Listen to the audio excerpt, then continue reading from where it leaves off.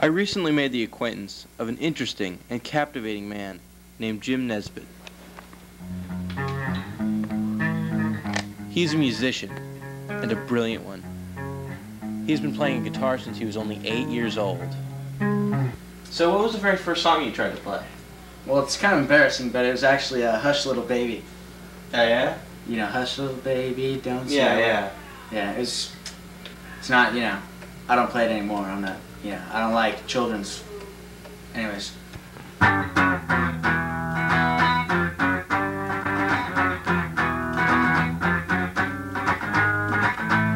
He didn't start performing in front of an audience until this past year.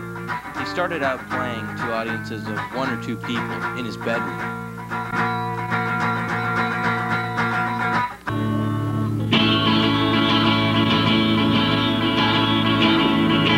We're fighting in the streets with our children at our feet, and the morals that they worship will be gone.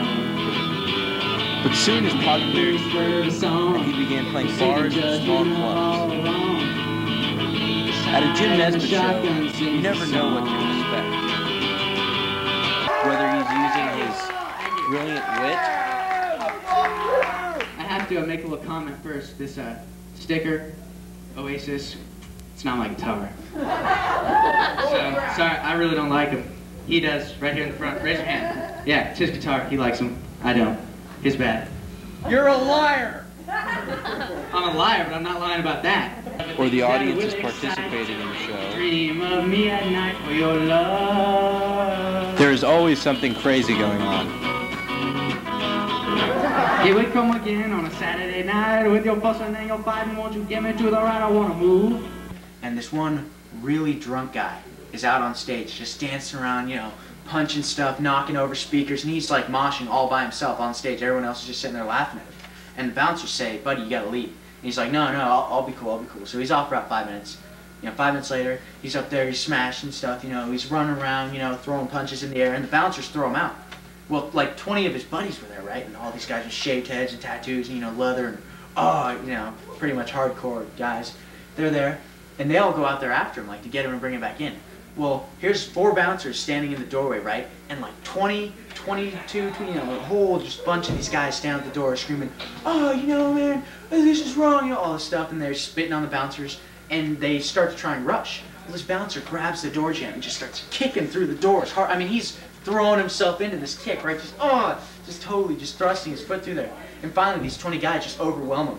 Well, we're sitting about 5 feet away from this, right? Me, my friend Dominic, this other guy, Mike Buckley, Mike Buckley, my sister, and someone else. Justice Session, I think. Anyways, there's these other guys with us. And so we're sitting there, and these 10 guys surround the one bouncer that's kicking through the door. And they're just standing around him. You see fists flying in the air like this, and you know, guys are kicking him. This little short-ass bouncer jumps up on the bar and starts grabbing full beer mugs and just throwing them into this crowd of these punk guys, right? And he just picks them up, slings me down, and there's glass shattering. We get up and run to the other side of the room. As soon as my sister gets up, her chair gets grabbed and put through a window, right? And so finally, the bartender's like, we called the cops, everybody get the hell out. You know, this really bitchy lady. And so finally everybody splits, and the cops show up, and we're not even supposed to be in the bar, because we're all under 18. We're not even supposed to be there not drinking, you know?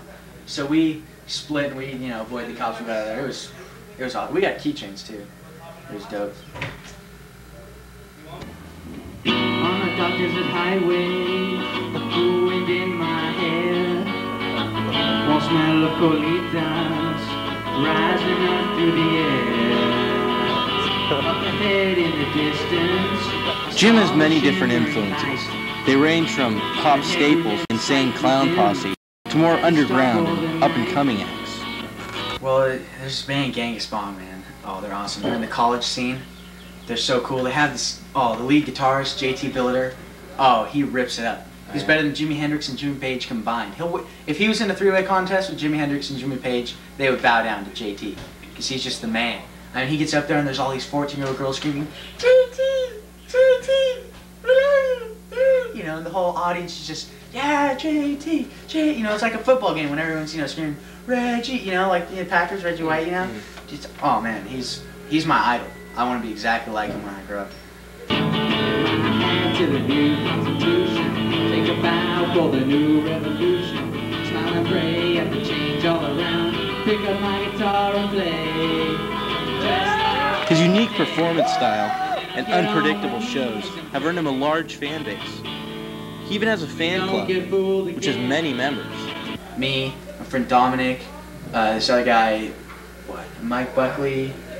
Yeah, Mike Buckley, my sister, and someone else. It looks like we're in for nasty weather. Later this year, Jim will be going into the studio to record his first album, titled Djigger.